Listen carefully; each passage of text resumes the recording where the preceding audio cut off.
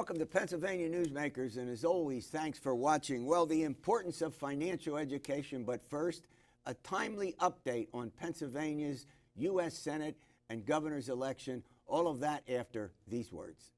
Welcome to the fast-paced and unrehearsed weekly discussion featuring the leaders who help shape your world.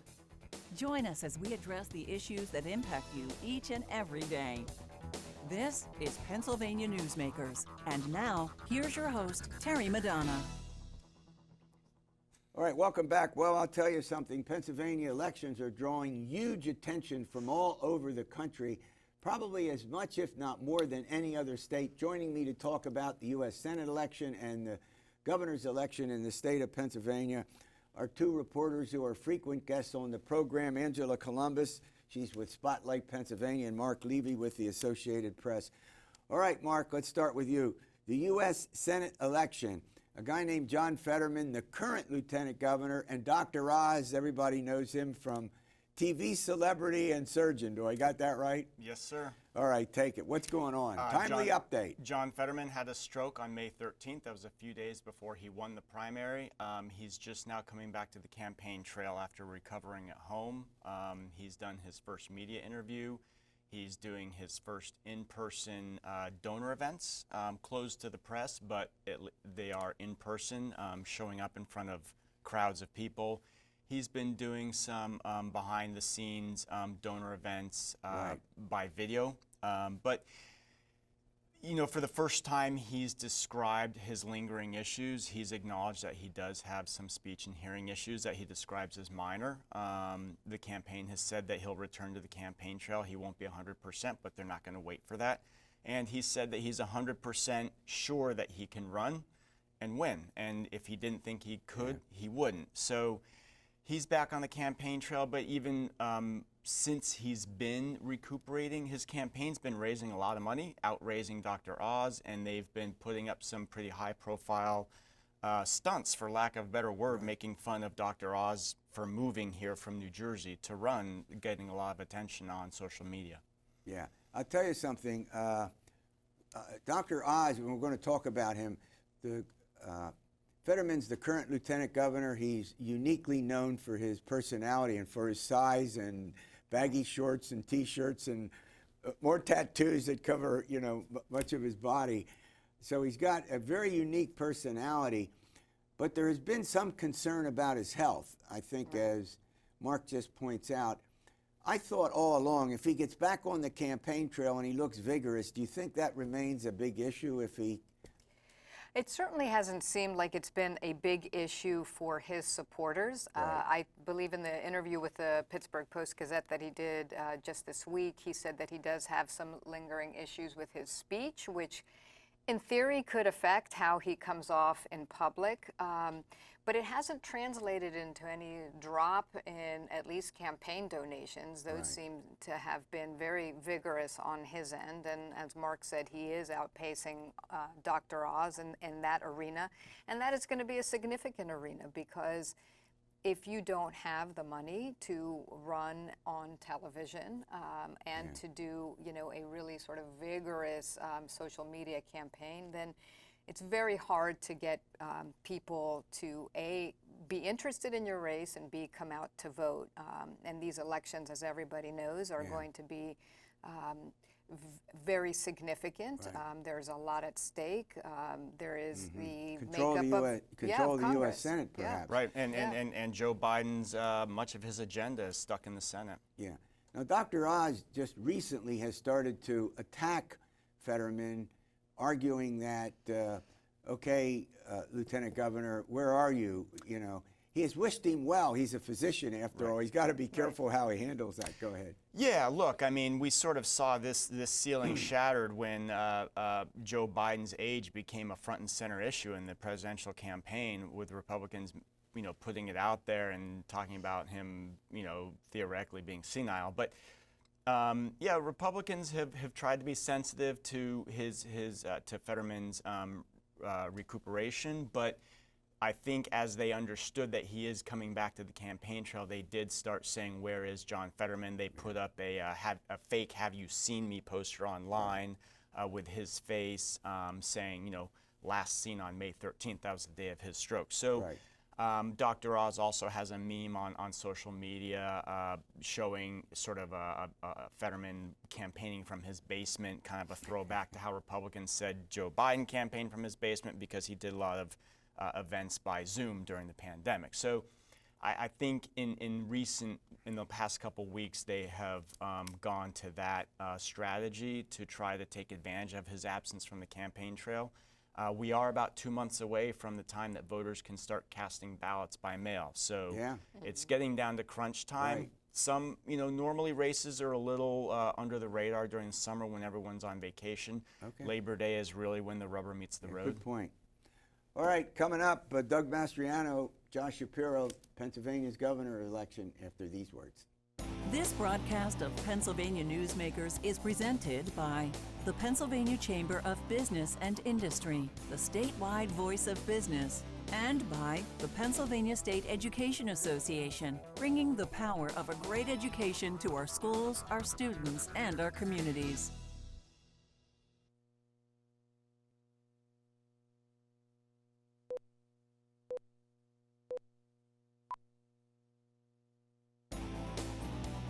This broadcast of Pennsylvania Newsmakers is brought to you by the Pennsylvania Highway Information Association, the go-to source to learn about transportation projects and issues. Please visit pahighwayinfo.org. And by the Pennsylvania Manufacturers Association. Business in Pennsylvania is our business. All right, State Senator Doug Mastriano and Attorney General Josh Shapiro are running for governor. Angela, in a hotly contested race that is filled with a lot of negatives. Take it. What's the update? Yes. So right now we have Doug Mastriano trying to court Republicans and obviously in his own party to come and coalesce behind him. Not just in the state, not just in Pennsylvania, but just this week he went to Colorado. The Republican Governors Association was having a meeting there, and he spoke to them in an effort to appeal to them. RGA is a very important piece. They can provide a lot of support, campaign support, and a lot of money. Talking about money? Yes, campaign that too. Money? Campaign money to help him as he takes on Josh Shapiro, who is a very seasoned, hardworking campaigner and has run statewide twice. And won. But the party, it seems, is having an identity crisis. Some people believe that he can win and are going to throw their support behind him, and yet others, you've seen in recent weeks, Republicans come out, a certain group of Republicans come out and actually endorse Josh Shapiro, a Democrat. Yeah, I mean, obviously, he's he's a big Trump supporter, and the question is, can he move beyond the Trump base, expand it, independent voters, perhaps some conservative Democrats? Go ahead, Marc. Yeah, look, I mean, in the primary, some prominent Republicans came out and said he can't win a general election. He's too far to the right to appeal to the centrist voters that you need to win statewide in Pennsylvania. And if he is moving to the middle, it's not completely obvious, but there are people in the party who are urging him to do that. But he does have some fairly unpopular views with the majority, whether it's abortion or election fraud, and whether he can shed that and campaign on issues that are popular remains to be seen. I'm sort of surprised. He's beginning to move a little bit, that he hasn't talked more about inflation, the economy, issues that Republicans are using all over the country. He has, to a certain extent, but he is most known, whether rightly or wrongly, for his views, sort of pretty extreme views on things like election integrity and abortion rights. And that is not popular with centrist Republicans. And the question is, are those centrist Republicans, are they going to show up at the polls to vote for Josh Shapiro, or are they going to sit it out? Because that can be a very impactful All right, decision. we have about a minute left. Mail-in balloting, where's that stand? Look, there's still a case in front of the state Supreme Court filed by Republicans. Like I said before, we're about 2 months out from when voters can start voting by mail for U.S. Senate and governor and Congress. So there's one lawsuit in front of the state Supreme Court, and there's another one just filed by Republican lawmakers trying to invalidate the law again. It's lost favor with Republicans since Donald Trump began attacking it as baselessly as rife with fraud. Well, in all candor, more Democrats use mail-in voting than Republicans. It passed in, 2019, it was bipartisan, but it's no longer bipartisan. Every Republican lawmaker except for one voted for that law.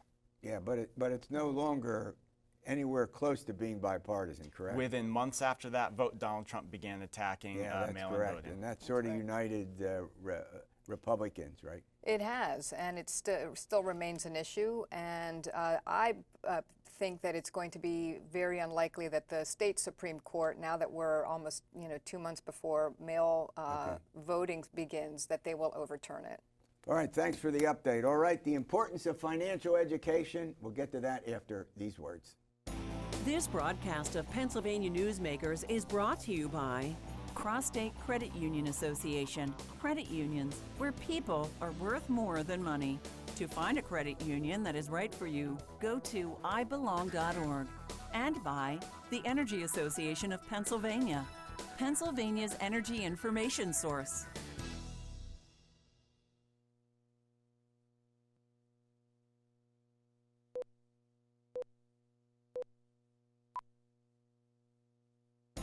This broadcast of Pennsylvania Newsmakers is brought to you by the Association of Pennsylvania State College and University Faculties, representing the faculty and coaches who are devoted to providing quality public higher education for Pennsylvania's college students. All right, throughout the years, we have taken a look at financial education and its significance to all of us. And joining me to talk about that and more is Lisa Barsinger. She's the CrossState Credit Union Ambassador, First Capital Federal Credit Union in York, and Robin Brunner, Senior Vice President, Revenue and Solutions, CrossState Credit Union Association. They're long titles. They're even longer than mine. All right, Robin, let's start with you. The importance of financial education. So financial education is something that's important to talk about really from an early age. You're never too young to start learning about the basics of your finances, the basics of savings, and really as you go throughout life, you need to learn different tools and skills to be financially successful. So at First Capital, we have a variety of programs to talk about financial education, starting from that early age, right around the age of 5, all the way through adulthood.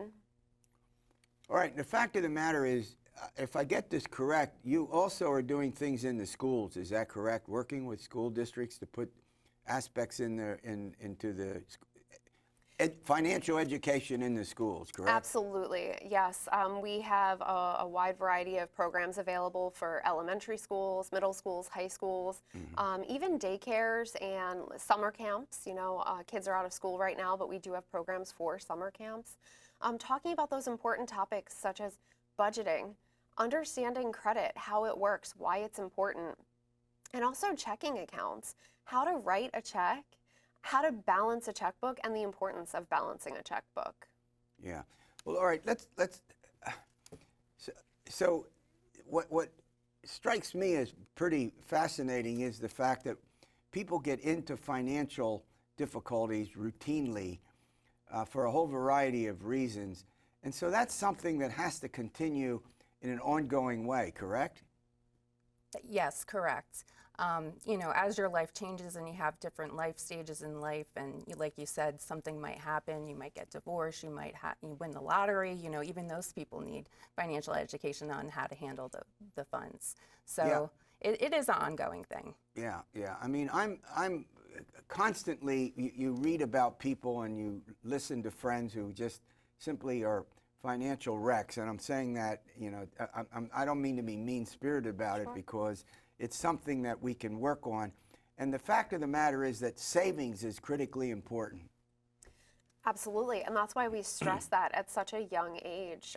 You know, as I mentioned, we do go into daycares. We do start, you know, right around the age of 5. And we talk about the importance of saving, spending, and also sharing and giving back to the community. So at that age, the lesson is the moon jar lesson. Talking about that like piggy bank that has the 3 different sections of saving, spending, and sharing. And talking about why it is so important to start that savings at such a young age. Yeah, and is there anything that, are there 2 or 3 things that people ought to be doing specifically that you could mention in terms of financial education? In terms of what they should do specifically for themselves, I think they should be knowing how they're spending their money. It's a good exercise just to write your budget physically down on paper. I know we live in a digital world right now, and it's very easy with, connecting into your financial institution electronically through your phone, but it's important you understand how you're spending money. I think that's the #1 thing, and once you realize that, you can make the necessary changes. Yeah, you have something to add? Well, I was going to say, one of the things I suggest is for 30 days, write down everything you spend your money on. Every penny that you spend, whether it's a vending machine, a parking meter, write it down. And at the end of that month, take a look at the list of everything you've spent your money on, and it can be pretty eye-opening. And from there, you can determine what really needs to stay in your budget, but what you can, pull out of your budget and try to be better about saving. Okay. All right, well, let's turn our attention to the Ambassador program that the credit unions have, and we'll do that following these words. This broadcast of Pennsylvania Newsmakers is brought to you by the Pennsylvania Medical Society. Inspired physicians committed to the good health of Pennsylvanians and the advancement of the practice of medicine.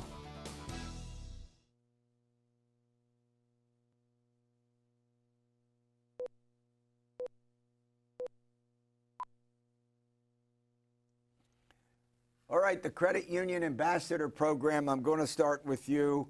Robin, the fact of the matter is that this is a contest. What's that about? Yeah, so it's a contest that we've been running for over 45 years now. And what we're really looking for is we're looking for proposals from credit union young professionals that want to implement an idea to move their credit union forward. So the credit union professionals, they do submit a proposal to us. We have judges, they go through an interview process, they bring their project with them to our annual convention, and it's kind of like a science fair where we can go around and take a look at those different ideas, and then the judges determine who wins. And the winner then has the capacity to go around and talk about their idea, to socialize it, to help move other credit unions forward. Lisa, you are an ambassador, correct? You obviously won something, right? What did you win? I did.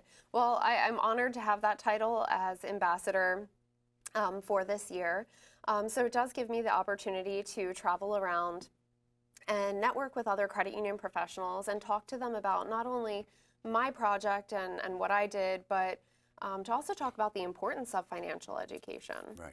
Did you have to... you had to submit a proposal to become, what was your proposal? So I've been in the credit union industry for 18 years, and I currently work in community and business development. So my project was about business development and how we always did business development a certain way, and in 2020, the world shut down. Yep. And we needed to keep going. We needed to keep sharing, the mission of credit unions, and we needed to find a way to be able to do that. Talking about working remotely? Yeah, absolutely. Not only working remotely, but how do we share the mission of the credit union virtually? Yeah.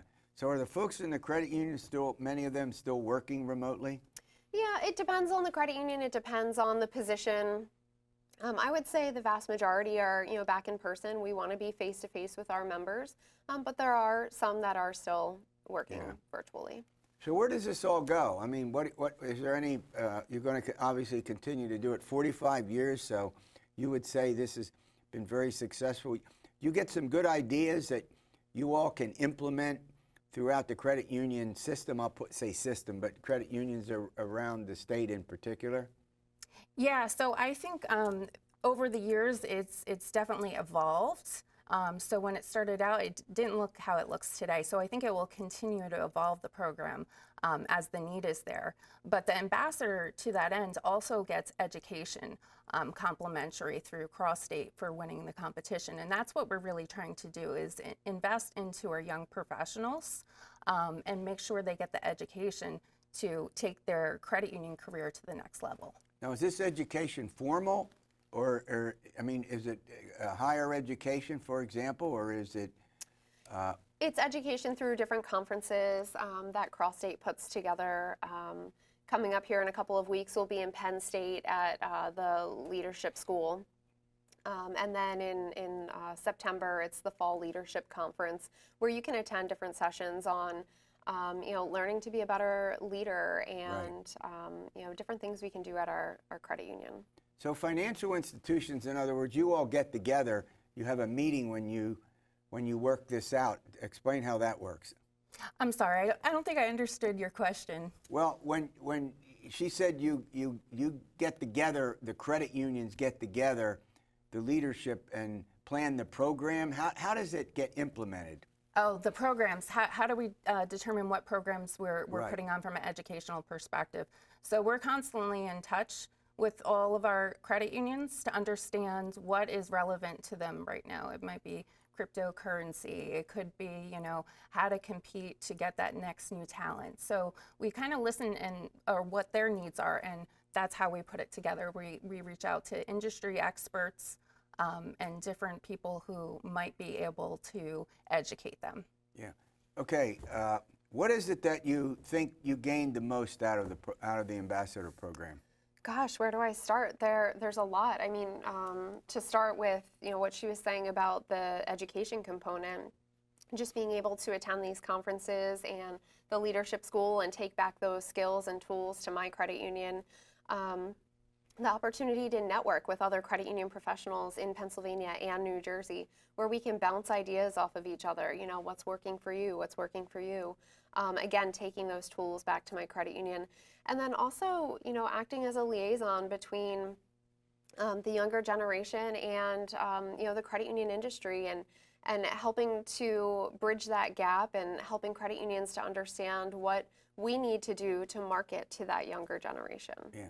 So the bigger point here is that from your experiences, you actually learn things that credit unions can use in their day-to-day operations, correct? Right, absolutely. And that makes a significant difference in what you do. Absolutely. All right, well, look, I want to thank you for coming in. I think this is an important update, and I'm sure our viewers appreciated the ambassador program, and particularly the importance of financial education for a whole variety of people. Very, very significant. All right, we'll see you next week for another edition of Pennsylvania Newsmakers, and as always, you stay well.